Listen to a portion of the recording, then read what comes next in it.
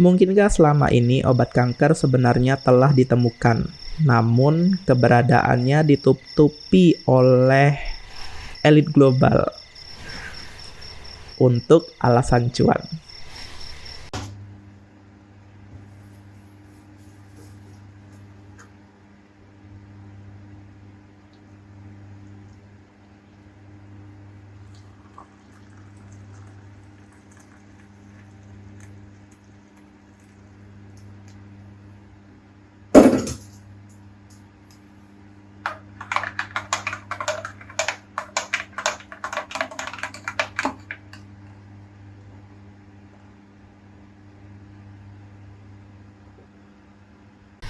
Selamat datang di Ngopi Sewae, sebuah segmen yang berisi pemikiran-pemikiran liar dan pertanyaan-pertanyaan liar yang terkadang terlintas di kala kita terjaga. Tentunya tetap dalam lingkup bidang bioscience, tanpa skrip, tanpa data. Jadi mari berdiskusi karena pemikiran liar terkadang menciptakan penemuan di luar nalar.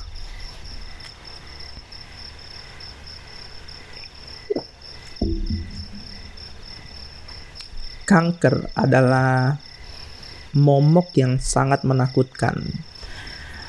Sebuah penyakit yang menjadi penyebab kematian terbesar nomor 2 di dunia setelah stroke.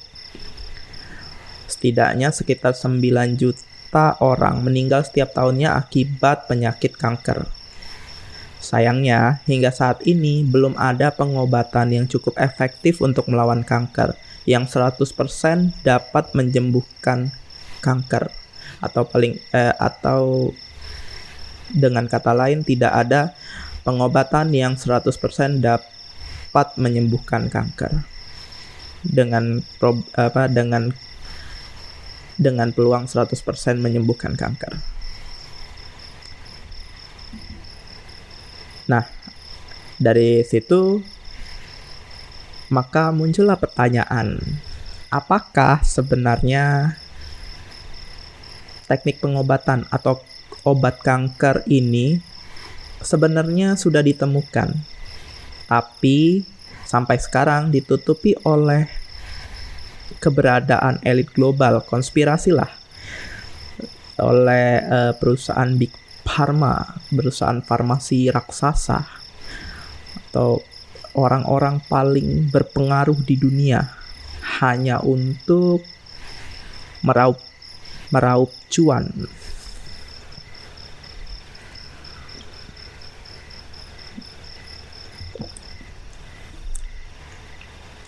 Kanker adalah kondisi di mana sel-sel tubuh tumbuh secara abnormal dan berkembang secara tidak terkontrol dan tidak terkendali.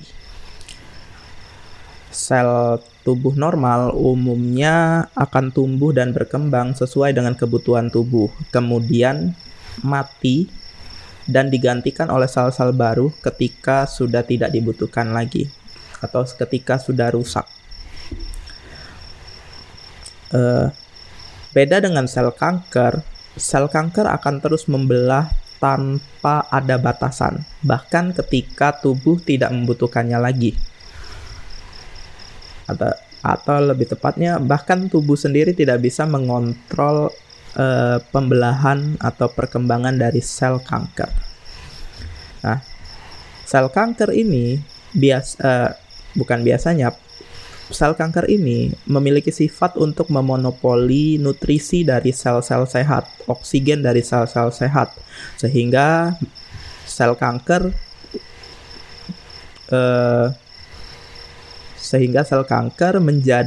dapat berkembang lebih cepat daripada sel normal. Sel kanker akan mendominasi organ atau jaringan yang diinfeksinya. Jadi keberadaan sel kanker ini akan mendominasi jaringan atau organ tersebut karena mereka dapat membelah dengan cepat.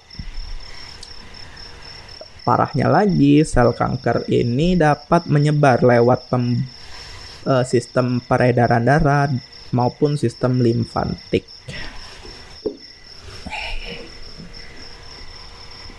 Nah, yang jadi masalah terbesar adalah kanker ini bisa terjadi di hampir semua bagian tubuh dengan jenis yang berbeda-beda tergantung jenis sel yang bermutasi. Jadi sel kanker ini adalah sel tubuh yang bermutasi.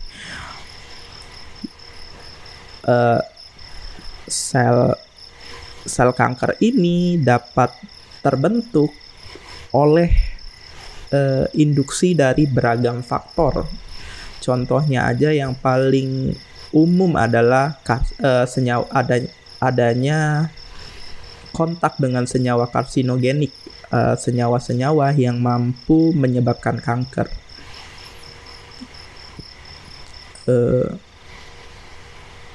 Lalu juga ada kontak dengan radiasi UV atau radiasi nuklir, sehingga menyebabkan kerusakan DNA kehilangan fungsinya untuk mentranskrip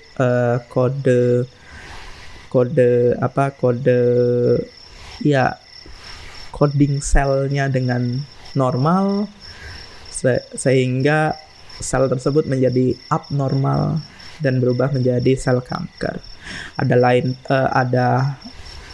Ada pula hal lain, faktor lain yang juga mempengaruhi terbentuknya sel kanker ini, yaitu radikal bebas, pola makan yang tidak baik, pola hidup yang tidak baik, dan masih banyak lagi. Nah, karena tadi setiap bagian tubuh ini bisa membentuk sel kanker, dengan kata lain, setiap sel tubuh akan menghasilkan jenis sel kanker. Jadi kanker yang dihasilkan oleh setiap sel tersebut akan berbeda-beda tergantung jenis sel yang menjadi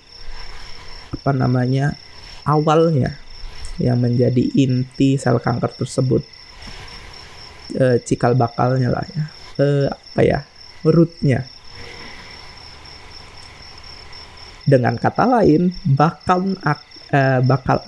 bakal tercipta jenis sel kanker yang tidak terhitung jumlahnya, yang mana diketahui sampai saat ini penanganan untuk setiap jenis kanker, untuk setiap jenis sel kanker itu ternyata berbeda-beda karena ya mekanisme metabolisme yang ada di dalam sel tersebut berbeda satu dengan yang lain.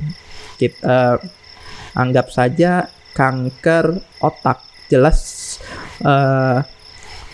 fungsional secara morfologi dan biokimianya jelas jauh berbeda dengan misalnya kanker payudara, yang dimana sel awal yang bermutasi pun memiliki perbedaan yang bisa dikatakan sangat besar, sehingga jelas penanganan terhadap kedua jenis kanker ini pastilah berbeda. Ditambah lagi, ini bahkan untuk satu jenis kanker aja, misalnya kanker payudara, itu bisa aja di dalam satu organ tersebut itu terdapat lebih dari 2 jenis sel kanker yang berbeda. Karena satu organ itu tidak hanya terdiri dari satu jenis sel saja, ada sel pendukungnya, sel tubuh yang utamanya, belum ada sel otot dan yang lain-lain. Nah, dengan kompleksitas ini, maka teknik pengobatan yang cukup ampuh untuk mengobati kanker sangat sulit untuk di-develop.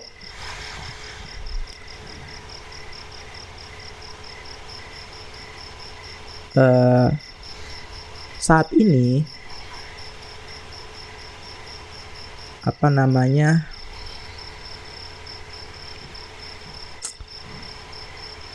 belum ada teknik khusus setahu saya yang bisa mengobati kanker secara optimal, secara efektif lah. Ini baru dari faktor banyaknya jenis sel kanker yang tak terhitung jumlahnya. Belum lagi ditambah adanya mutasi genetik dari sel kanker yang sama, sehingga menciptakan lebih banyak lagi jenis sel kanker yang ada. Terus ada juga, belum lagi ditambah dengan penyebaran sel kanker ini dari organ satu ke organ yang lainnya, menambah lebih sulit lagi teknik pengobatan dilakukan. Belum lagi belum lagi kebanyakan dari kita cukup malu untuk mengakui tentang penyakit kanker, cukup tabu lah, sehingga diagnosis terlambat, sehingga kanker sudah menjadi lebih ganas dan lebih sulit untuk dikendalikan. Ada lagi, mungkin ini yang cukup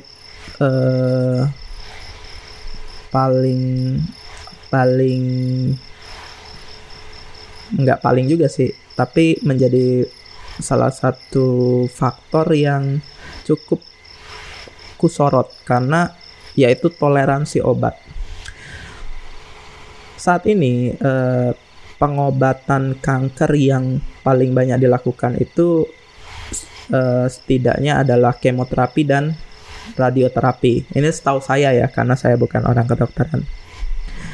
Nah, dari dua treatment umum yang paling umum tersebut yang saya ketahui, kedua treatment ini tidak hanya menyerang sel kanker saja. Jadi obat kanker ataupun terapi radiasi ini tidak hanya menyerang sel kanker yang ditarget saja, tapi juga sel tubuh yang sehat. Sehingga dalam jangka panjang justru obat-obat ini akan membebani tubuh, karena sel-sel yang tadinya sehat juga diserang kan.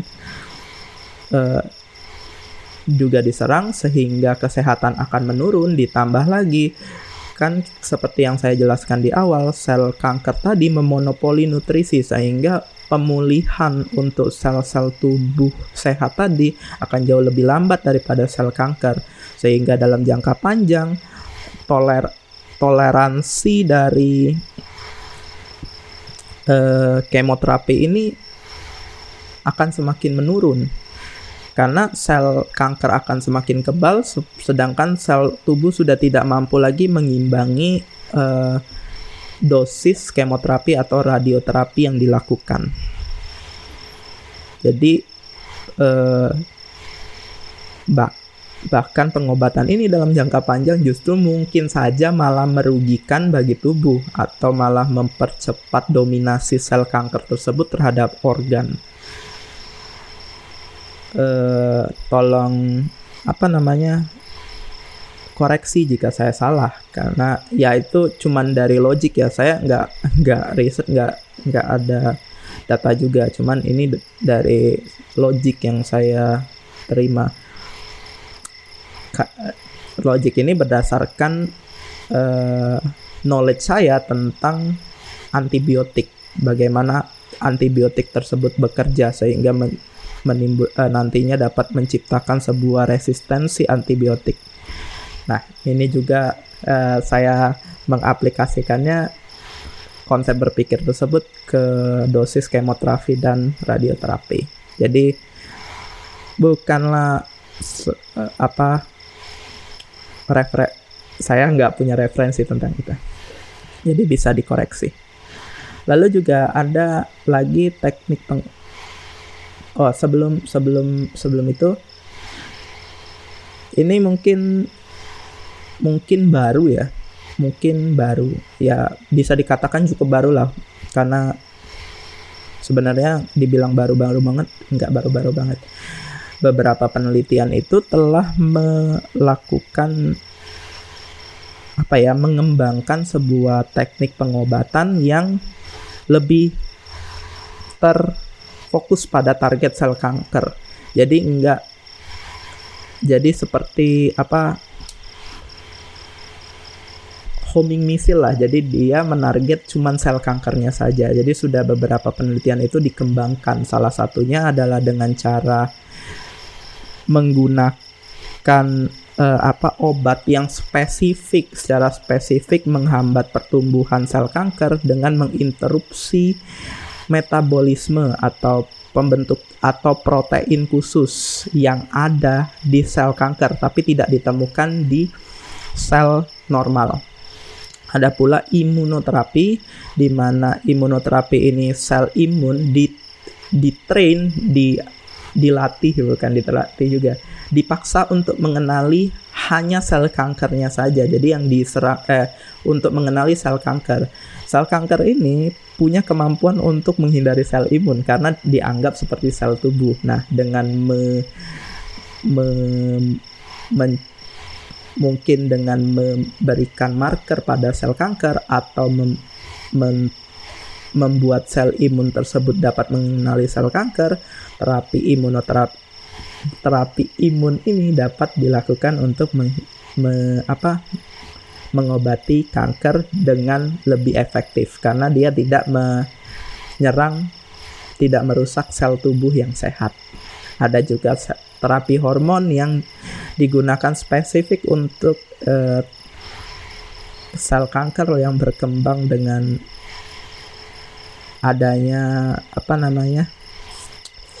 respon hormon tertentu. Contohnya seperti kanker payudara, kanker prostat, kanker testis, dan yang lain-lain. Nah, selain dengan obat, ada juga metode fisik, yaitu dengan pengangkatan atau operasi. Jadi sel kanker tadi diangkat, dioperasi untuk diangkat sel kankernya dari tubuh tersebut. Sayangnya teknik ini sampai saat ini memiliki kekurangan yang sangat besar, yaitu hingga saat ini belum ada teknologi yang dapat mengangkat kanker secara 100% karena hampir mustahil kalau manusia bisa mengangkat sel kanker dengan presisi level sel ataupun molekul. Karena dengan tertinggalnya sedikit saja sel kanker, itu sel kanker akan kembali berkembang. Lebih parahnya lagi jika potongan tersebut menyebar lewat pembuluh darah dan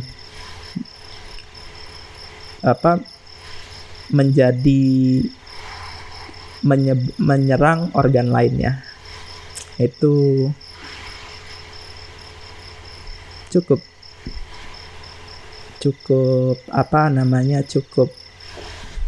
beresiko.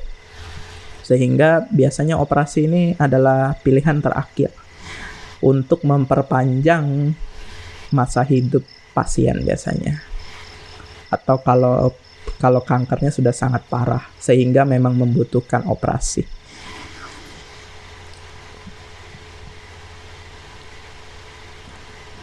Nah, dengan sulitnya hal-hal tersebut dari yang telah saya jelaskan tadi, terbayangkan betapa sulitnya untuk menciptakan sebuah teknik yang dapat menyembuhkan kanker secara 100%. Jadi sebuah teknik yang memiliki peluang menyembuhkan kanker 100%. Hampir mustahil mungkin dilakukan.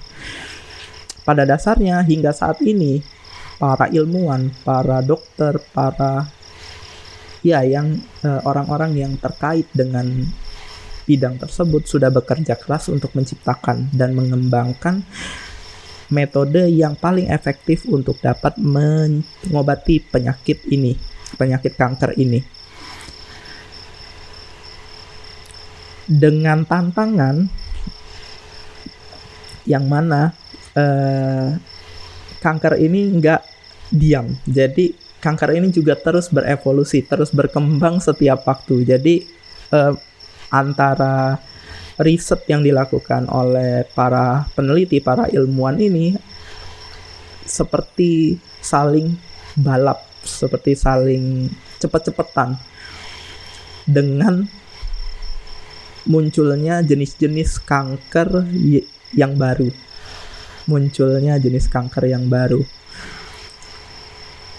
yang saat ini sangat mudah sekali terjadi munculnya jenis kanker yang baru ini. Muncul sel kanker ini dapat berevolusi karena saat ini seperti yang kita tahu, radikal bebas sangat meningkat jumlahnya. Polusi yang ada di bumi saat ini sudah sangat parah dan setiap tahun juga meningkat. Tambah lagi gaya hidup kita semakin tidak sehat, makanan yang kita konsumsi juga jadi tercemar polusi, dan masih banyak lagi faktornya, sehingga sangat masuk akal menurut saya jika sampai saat ini para peneliti masih belum menemukan sebuah teknik yang dapat menyembuhkan penyakit kanker ini dengan peluang 100%. Meskipun saya juga tidak menutup kemungkinan yang kedua, yaitu mungkin saja pengobatan kanker ini sudah ditemukan tapi ditutupi. Ini semua nggak lain karena jumlah uang yang sangat besar yang bisa dikeruk dari bisnis ini. Kita berpikir, anggaplah kita nggak punya hati dan empati dan rasa nurani. Kita cuman manusia yang fokus pada uang lah ya. Masuk akal jika orang-orang yang berkonspirasi di balik ini, jika memang benar ada, itu tidak mau terapi yang 100% dapat menyembuhkan, atau terapi yang secara instan dapat menyembuhkan penyakit kanker. Karena dengan melakukan terapi jangka panjang terhadap penyakit kanker, seperti kayak kemoterapi tadi kan, itu jangkanya sangat panjang. Setiap terapi itu membutuhkan, kemoterapi atau radioterapi tadi membutuhkan uang yang tidak sedikit jumlahnya, harus membayarkan uang yang tidak sedikit jumlahnya. Masuk akal dalam jangka panjang akan lebih cuan dibandingkan dengan terapi yang sekali sembuh. Jadi secara logik tidak menutup kemungkinan hal tersebut benar-benar terjadi, mengingat memang sedikit itulah yang kita ketahui tentang dunia orang-orang paling berkuasa di bumi ini. Bisa karena kuasa atau karena uang. Tapi itu balik lagi, itu cuman konspirasi. Tapi memang sampai saat ini nyatanya memang belum ada teknik pengobatan kanker yang memiliki peluang 100% sembuh. Jadi bagaimana pendapat kalian? Apakah obat kanker memang belum ditemukan, atau sebenarnya sudah ditemukan tapi ditutupi oleh konspirasi Wahyudi, Illuminati, Mama Rika hanya untuk cuan? Mari berdiskusi di kolom komentar. Jika ada yang salah dengan pernyataan saya atau tidak setuju dengan ada kekeliruan dengan informasi yang saya sampaikan, mohon dikoreksi. Mari berdiskusi. Sampai jumpa di Ngopi Sek Wae episode selanjutnya. Saya Punta. Bye-bye.